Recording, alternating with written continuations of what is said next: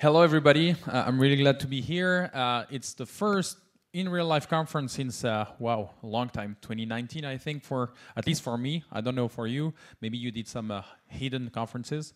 Yeah, but I'm really glad to see the community, to see people in real life, even behind a mask. But yeah, I have the favor to not have a mask, but I hope at some point we will have some drinks together later. So yeah, the API platform team invited to speak a little bit about the API mindset. You know, you've seen some product announcements, some technical talks and everything, but here we're trying to make the link with all the aspect around technology, around tech, where like actually APIs actually matter. So a little bit about where do I speak from. I'm the founder of API Days conferences. It's the main series of conferences on APIs, on the tech side, on the business side. We do 10 events a year. We started in Paris, so we still have our annual event in Paris. All the conferences this year are remote, so I really congratulate the API platform team to have tried to do one in real life. But yeah, we'll be back in real life next year. I'm also the founder of Oauth.io. It's an API for identity and OAuth integration that's used by 50,000 developers that has been acquired. I teach at some schools. Founder of the API Collective, a collective of independent, like in a co-op model, but consulting on APIs. And recently I just started a new company called Alias. It's for helping developers to implement GDPR and all this boring stuff with nice and well-designed APIs. So if you want to take a look, it's you go on alias.dev. I'm not here for that, but if you have some GDPR problems, I can talk with you. My latest publications, so I wrote a book about APIs called Continuous API Management. I write reports for the European Commission or other institutions about data portability, APIs. So really, if you have any questions after the talk, or I will be glad to answer them to give a more global context. Finally, and well, I'll stop here for the introduction, I design the API industry landscape. I follow the 800 API tooling companies or open source tools that every developer should be aware of, I think, if you are interested in APIs. So yeah, again, I can give you the list where to find it. So what we will talk about today, we will talk about like how some companies really understood the link between the tech of APIs, the business of APIs, the product aspect of APIs, and the legal aspect of APIs. I don't say all these companies are models to follow. They are here to teach us something that worked today. I don't say we have to copy what they did, but at least we can learn from where they have been successful. I will also finish on a more philosophical note or political note about what we can do to use these models, but to something we want and not just consume what others have built for us. I will start with a philosophical point of view, really to understand. I don't know if you know Marshall Mcluhan. Marshall Mcluhan is a journalist, Canadian journalist. He wrote a book, The Medium is the Message. The medium is the message. It's a really important thing he shared with us. He said, the medium is more important than the message. The medium is more important than the message because it's even the message itself. I will explain with the technology here. Do you know Gutenberg? You know, the inventor of the printing press, you know? So Gutenberg, or Gutenberg in French, inventing the printing press. But he did not only invent the printing press. The printing press was just a medium to something larger. He invented literature. He invented mass religion. He invented like the ability to produce book at small cost and at a large scale. The spread of culture, the spread of knowledge has been enabled by the printing press. So when you just invent something that drastically change a specific set of economics or like a scale, you open a new word behind it. The medium is the message, right? So sometimes, I don't know if you have been in some Facebook debates about COVID, for example. The fact the debate is on Facebook says everything. You will not convince people with scientific elements on Facebook because the medium is the message. Medium is more important than the message, okay?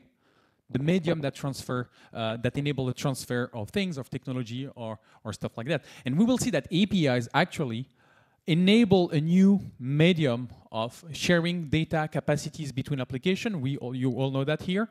But it completely changed the mindset, enable large changes in the digital infrastructure we know today. The example with the shipping container, you know the shipping container, it reduced the cost in the 60s by 96%. It reduced the cost of producing and transporting goods by 96%. So just imagine, you produce an iPhone in France, okay, it's 1,000 euros. You produce it in China, it's like 1,300 or 400 euros because the cost of transport is huge. Of course, all the jobs will be here.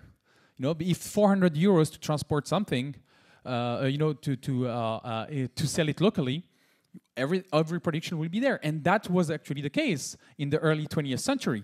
Most of the production was local because it was too costly to transport for many reasons, loading boats, a lot of breakage during the transport. But when you reduce the cost by 95% for phones, for furniture, for cars, for everything, you can produce anywhere as a service. You can produce anywhere and you will just transport it back in your country. So you can delocalize production, you can delocalize jobs, and you have globalization. So actually the shipping container has been the technology that enabled the huge globalization of the world we know today. Does that remind you something with APIs? As a service, now I will be able to use software that is produced on another server, on another backend, consume it directly, locally in my application. So now I can use software of others. I can import software of others in really easily. And if APIs, the new way to consume APIs, you know, with a REST, JSON, or some GraphQL schema type, if the cost of integrating is really, really low, if the time to integrate is really, really low, it completely changed the digital infrastructure. Everybody will consume what others are building, and this is what we'll talk about today. So in 2011, this Mark Andreessen, it's an investor in Silicon Valley, said that phrase "software is eating the world" because companies actually who do better software than others will win the heart of consumers. For example, if I'm a new company doing some banking software, if I do a great mobile application, people will consume my application. I will have millions of users. I will learn about banking, even if I'm not an expert in banking, but I will learn so much about what people want. I will iterate faster. At the end, I will do better banking than existing banks. So this is why software is the world, because it enables experiences that people love, so people consume, they are customers, and at the end, I learn and I'm better than the people previously. This is why I don't know if you consume some mobile banking applications, they are a lot better than classic banks. And actually, even if they are sometimes newer company, less secure on the financial side, I prefer a nice application compared to a bank that is really a good bank, but that's really, really bad, and I can't do anything with it on a mobile phone, right? So this envy of the users to have nice digital experiences enables software to eat the world of others. And the good news is that if software is eating the world, APIs are eating software. And we will see why APIs are actually eating the software companies. So in this historical point of view, I will try to tell you today, when was the first API? Good question. When was the first API? So in 1947, it's not yet the first API. But at least Hermann Goldstein and John von Neumann wrote a paper about, yes, we begin to build computers, like almost kind of computers, really mechanical computers and everything. But at some point, we may have to reuse software between computers. So they imagine something they call subroutines. So you know routines in computing, but they say, okay, we may imagine someday we will need to use subroutines, so routines used by other routines, to not to have to replicate the software we build. Okay, so they have the first decide. Again, it's pure theory at the time. It's pure theory. They have no idea how to implement it. So yeah, you can see, you can read actually the word subroutine here. We envisage that properly organized automatic high-speed establishment will include an extensive collection of subroutines. This is the first time they think about using software in another software. But again, they don't know how to do it. 4 years later, in 1951, they built a bigger computer called the EDSAC, and they tried to implement it. So this is what the EDSAC looked like. Yeah, one slide. Yeah, this is here. This is what EDSAC looks like. It's 4,000 tubes. It's a lot of work to actually make a computer and train to have subroutines. And I will show you one of the first computer and one of the first software library right now. So this is one of the first computer and one of the first software library. Do you have an idea? Where's the first computer? One of the first computer? Yeah. Of course, first computers, programmers were humans, and most of the time they were female. So the first engineers, most of the time, were female. Sometimes we don't remind that in tech conferences. And I'll ask you, do you know where's the first software library? Yeah, that's the first software library. That's real. Yeah, because at the time we used pinch card, so they were actually having real libraries and loading them directly into the computer, where they were taking all the cards to actually read the subroutines. This is where I learned that actually a software library was a real library when I read the book. So yeah, sometimes we forget where do things come from. But yeah, so that was the first. This is the first piece of reusable software ever built. This is the first one to be used in another computer. I'll finish that historical part by quoting two elements. I hope you can read from there. I put the text in big. It should be pointed out that the preparation of a library subroutine requires a considerable amount of work. This is much greater than the effort merely required to code the subroutine in its simplest possible form. Reuse will take more time than use. Building for yourself is easy, is fast. Building for others to use is harder. Okay? They understood that in 1951. However, even after it has been coded and tested, there still remained the considerable task of writing a description so that people not acquainted with the interior coding can nevertheless use it easily. This last task may be the most difficult. Documentation. You know why developers hate writing documentation? At least a lot of them. Because it's hard, it's difficult. Making software used by others is harder than making software to be used by yourself. It takes more time. It's more difficult. More difficult. And we will see that with APIs, it's important. So the first time the term API was coined is 1968. It was read the first time in the Mother of All Demos in 1968. And actually, the first quote that says is that normally the interface between application programs and the system is desired via function type supporting calls. So they begin to understand that, you know, we have some link. And I'll finish my reading here. The system has been designed to be essentially hardware independent, in the sense that the implementation may be recorded for different improved hardware while still maintaining the same interface with each other and with the application program.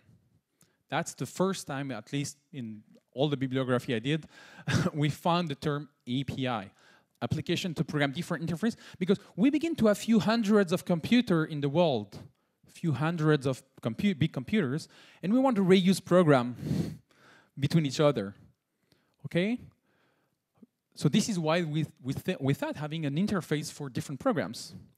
Now I have, in 2020 or 2021, we have millions of applications that wants to use the same capabilities. Sometimes SMS, sometimes payments, sometimes, I don't know, identity validation or stuff like that.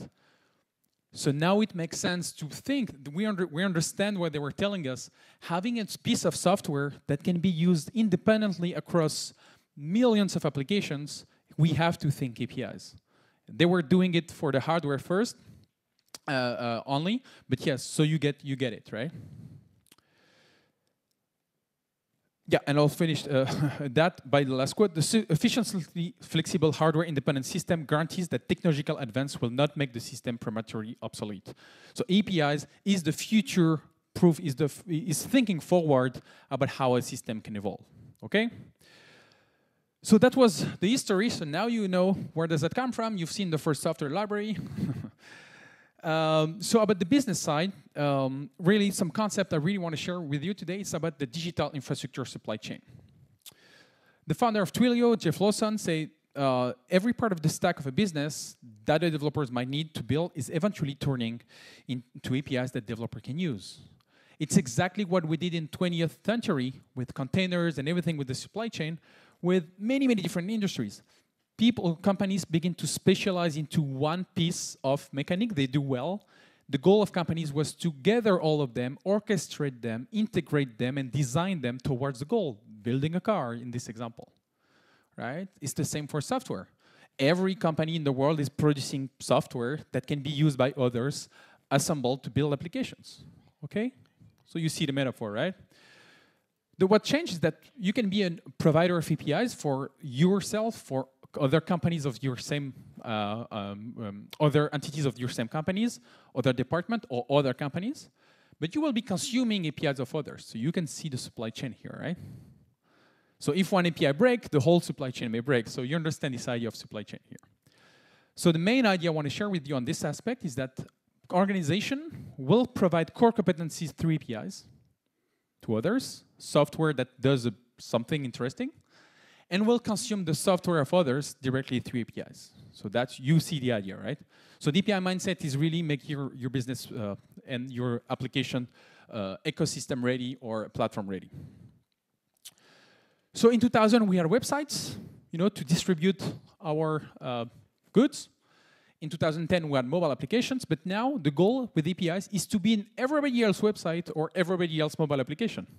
The goal is to colonize others in the sense of technology, right? So and when you think like that, APIs are no products. So you can see these companies were just doing API. Their only product are APIs.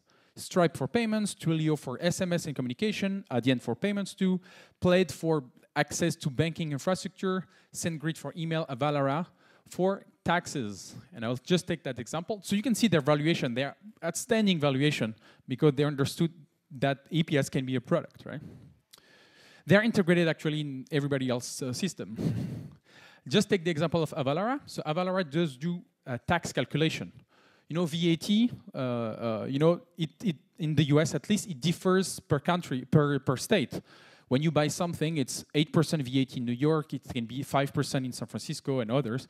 So every time when you buy on e-commerce, the e-commerce website has to calculate the VAT of the cart, depending on where it's delivered. So you have to be compliant. So they just integrate that API that check the address, check the category of products, and make the link between the regulation for VAT. And this is a company that's worth $15 billion. Right? So it's just one bolt, one piece of the supply chain, and worth a lot of money. So maybe the question I ask for you today is, what piece of software in your company can be used by everybody else and achieve outstanding results? It's also about maximum reach for adoption. I said we used to have web channels, mobile channels, but now we have many, many different channels. Many integration partners, connected devices, and many others.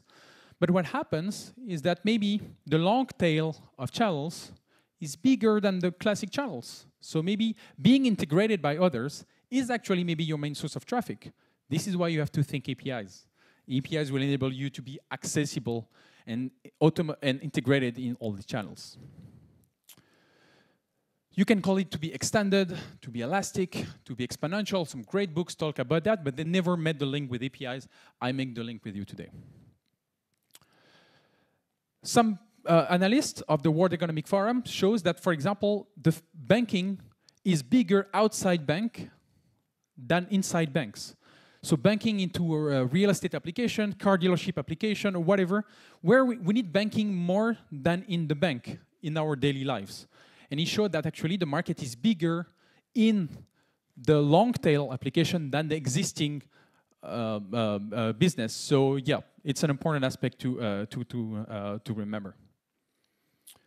It's also about reducing the time to market. So this is a classic value chain for building APIs, right? You have a technology or data, you have a team, developer team, who build an API that give it to developers who build applications and to end users, right? So you have the time to build API, but if you launch the API first, you learn about the use case. People consume your API, people consume what you do, you learn about the use case, and then you develop the application, okay? If you build the app first, you spend a lot of time building the UI and all the elements of securing, let's say, end-user applications, and so you learn only at the end. So API first is also getting feedback earlier about what the ecosystem wants about your technology, your data. And then you will build the UI, but later, okay? So that's also important about the time to market, so tell it to your boss.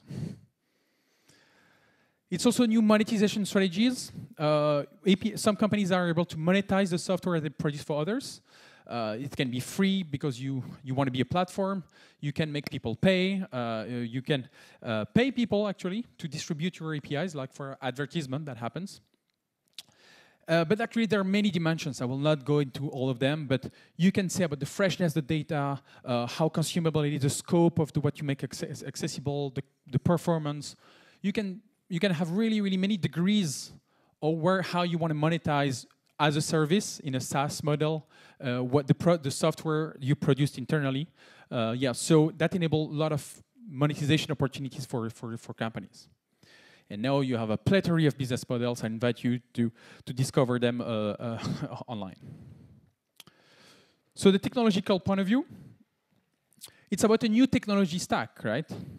We've seen there are many open new specifications, Open API, Async API, gRPC, JSON schema, JSON LD, GraphQL, and Vulkan, who shows that GraphQL can be useless sometimes. But yeah, it's many, many specifications that open new ecosystem of tools that are there. On the security side, we know Oauth, OpenID Connect, we have Open Policy Agent, User Managed Access, FIDO, Solid also about sharing data. Again, just to tell you, there is a new stack that is emerging, and again, I invite you to see the landscape I designed for that. And a lot of open source, like API Platform, Gravity, who is also a company from Lille, Kong, Nginx, Oauth Io, and many, many others. So there's a new technology stack emerging. But again, I'm not here to only talk about tech. So yeah, I invite you to, when you access the slide, to see them all. There are new API roles on the tech side. API designers, API architects, API lead, API developers, developers dedicated to design and build APIs.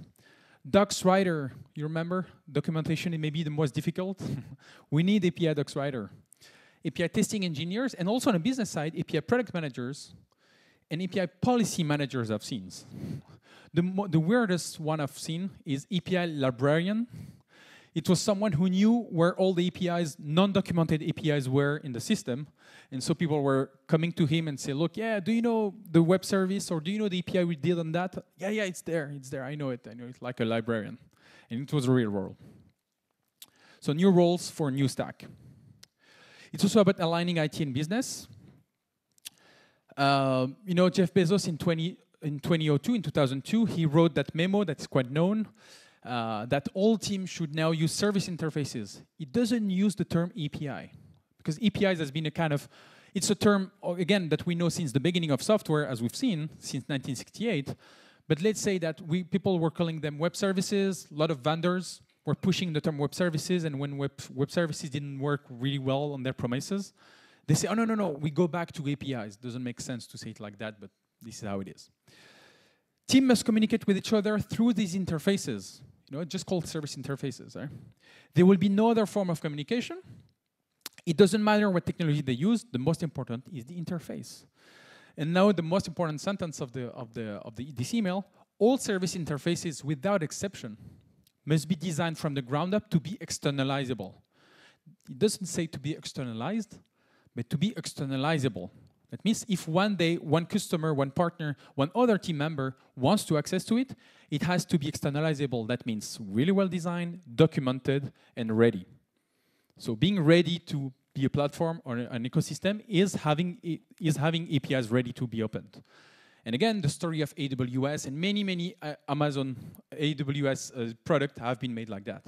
So making your APIs well designed, documented, and ready for yourself will be also for your ecosystem. He also says that, that is to say, team must plan and design to be exposed to the interface to the developers in the outside world, no exception. Drink your own champagne, as we say in France. In the US, sometimes they say, eat your own dog food. Two different mindsets there. Anyone who doesn't do this will be fired. Again, I don't recommend this practice, but just to say that governance is part of the game. Thank you, have a nice day. I don't know, it's maybe the passive-aggressive mindset. But what does that mean? That means that in traditional companies, the role was mostly to secure, make data available, and build application. That took 5 years, 6 years, 7 years. Now the role is to define policy for data use, build and maintain APIs, and then build application based on these reusable bricks, or let other build third-party applications on top of it. So that's a massive change. Some company like BBVA, a bank, no, they said we will stop do classic banking. We will just provide the APIs for others to be banks or other to integrate banking. You know, and you can see they have hundreds of APIs that actually are all the bricks that enable you to replicate banking in your applications, just following that mindset. And it's a huge bank, BBVA, right? And in this book, Marshall Van Asselin, Platform Revolution, he shows that the impact of APIs in performance, he shows that in average, companies who have a strong API strategy adopt platform models and ecosystem models that value them approximately 12% above their an original valuation on the stock market. So just to say, we see the value when people adopt an API mindset. It's also about getting business adoption internally in big companies. Just an example, I love this ad from Lego. You know, we build bricks, but people see the shadow of the brick. They see what they want to do with the bricks. So I'll just show you an example. If I give you these 9 APIs or 9 services, what you can do as a business people? Nothing. If I show you, if I put a name, if I make them as a product, user infos, drivers infos, SMS, communication, geolocation, yeah, you understood. Okay, we understand we can make a kind of ride-sharing application. So it's important to make the software understood by business people, right? I'll finish by a few other points. Designing facade to refactor and reduce technical debt. The more important is to design the API towards the use case, not toward the implementation, right? We know that from Werner Vogels. We knew that APIs was a difficult, very important task. We only had one chance to get it right. APIs are forever. Code can change.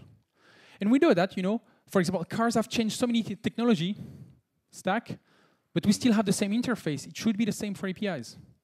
Like that, you will be able to do that. So you'll be able to put API facade on top of a monolith, and little by little, so the monolith do W, X, Y, Z capabilities, little by little, you will be able to replace every part into microservices, keeping the same API facade, removing the monolith. So using the API as a facade is key for solving that problem. So Uber, for example, in the talk they did at one of our conference, they showed they had a monolith. They replaced it by microservices and APIs in front of them.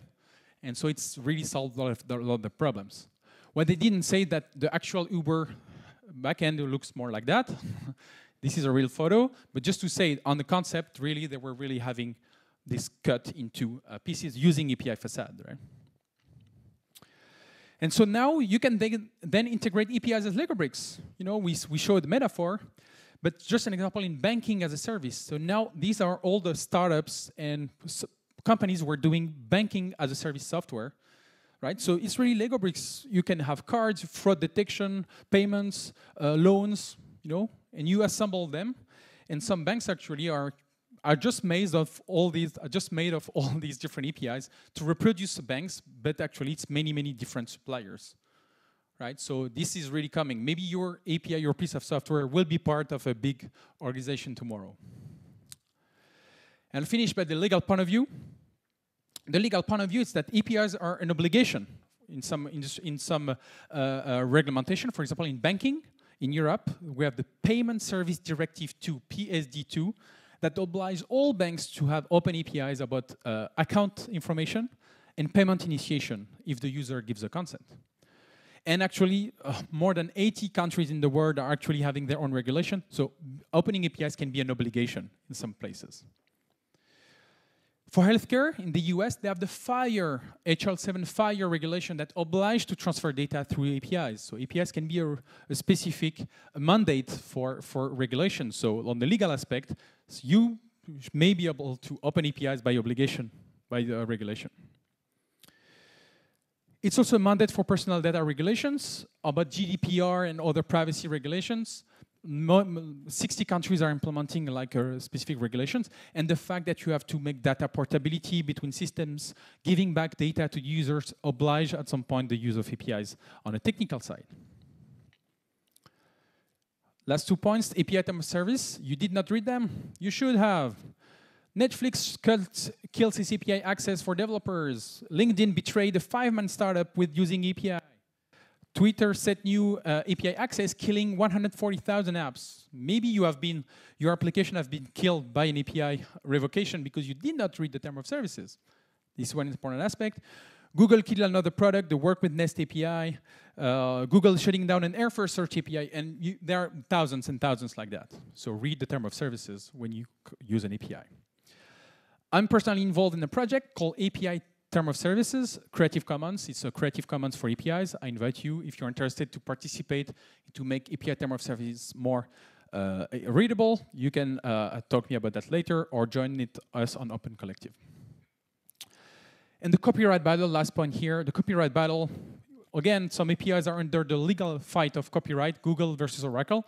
For now, Google won at the end with the, say, APIs are not copyrightable, but maybe one day, the API you consume, someone will sue you for copyright infringement. So be sure that you monitor that in the term of services.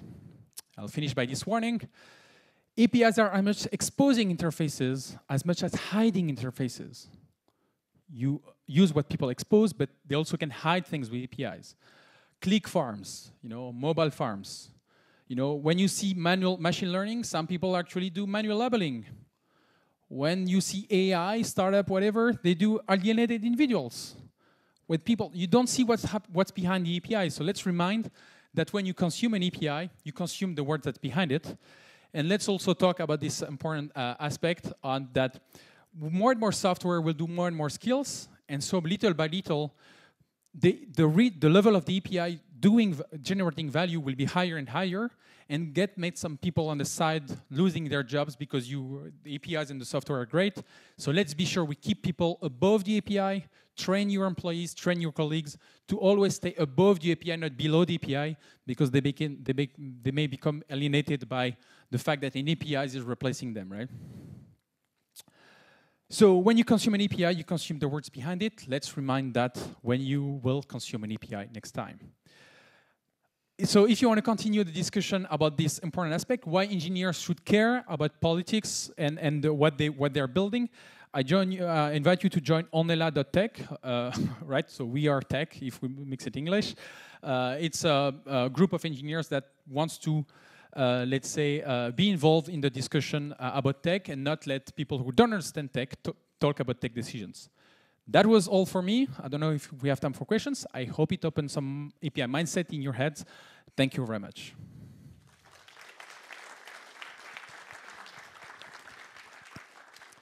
Thank you very much for your talk. We have time for 1 or 2 questions. Do we have any questions online, Alan? Yes, there is a question from Amir. Do you have any suggestion for the use of geometry type? Of what, sorry?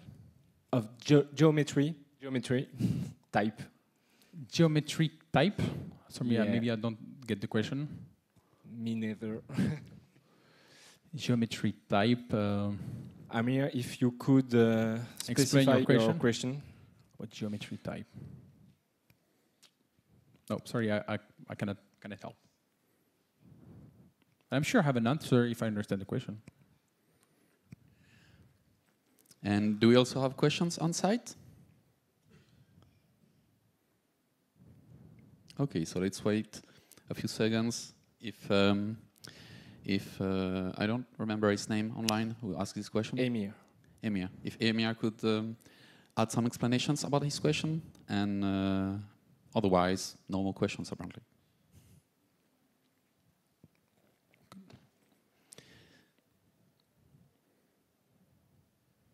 So no more explanations? Maybe they're delaying the live stream, so I don't know. But I hope it, gives a different opinion about what is to be the API economy, as people call it. And so next time you produce or consume an API, I hope you will think about all these questions. Okay, there are more questions online. Sorry. So Bernard is asking if there is any danger in only relying on an API similarly, like with too much outsourcing work. Again, it's a trade-off decision. If what's critical for your application rely on someone else's API, you're at risk. If they're down, if they cut your access, you're screwed. So I really recommend to have what's critical in your application to be internal. You can start with an API of someone else. You are consuming software of others, but once the use case is validated, please have it for yourself as an internal skill, or you can still rely on someone else if there is a lot of competition. For example, in SMS API, there are dozens, so it's okay. Use Twilio, use Nexmo, you use Zcaller. There are many, many others. So that's the trade-off, I would say. But when it's critical, when you can, keep it for yourself, build your own capability. Another question from Pablo. Can you say something about open government and the state of APIs in this department in France? So there is a 182 pages report that I co-authored about it. I invite him to read it. But about open government, a lot of governments are opening. They were opening data, the open data movement, but it was really crappy, Excel files or CSV, not really updated. They understood that now they should open APIs to have this ubiquity of data, be able to be integrated directly in applications. I really advise you to look at api.gouv.fr in France. The UK government is doing something great too. All governments are really, really transforming all their opening of data into open APIs. And they're doing with really good tech people inside. So yeah, the movement is really there. And I can say that some regulation soon will include the word API for governments. So I cannot say more than that, but yeah, this is coming. Brace yourselves. Okay, we have time for one last question. Okay, a difficult one, I think. Would you please explain what is the future of API? Is it the next generation of the web?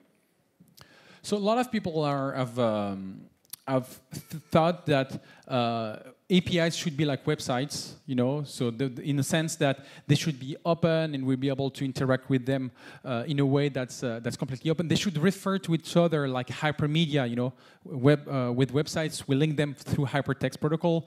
With APIs, we could use hypermedia patterns to link APIs together to do a web of APIs. So a lot of people have theorized that as the future of the API mindset.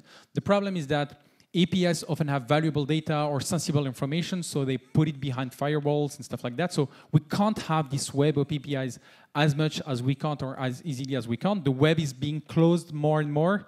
This is something we regret, but some interest also behind that. So the future should be a web of APIs, but today, the way we manage the security, the authorization, it's too centralized behind each company and each firewalls, especially the Oauth protocol is really not designed for this web of APIs. So I invite you to look at on our GitHub repository on alias.dev, we made an attempt to decentralize Oauth, to decentralize the API authorization for a web of APIs. It doesn't have a lot of explanation, but at least you will see the code and you will be able to contribute. But yeah, unless we manage security on the company level, we will not be able to have this web of APIs yet. Thank you very much. Thank you, Mehdi. Thank you. Have a good one.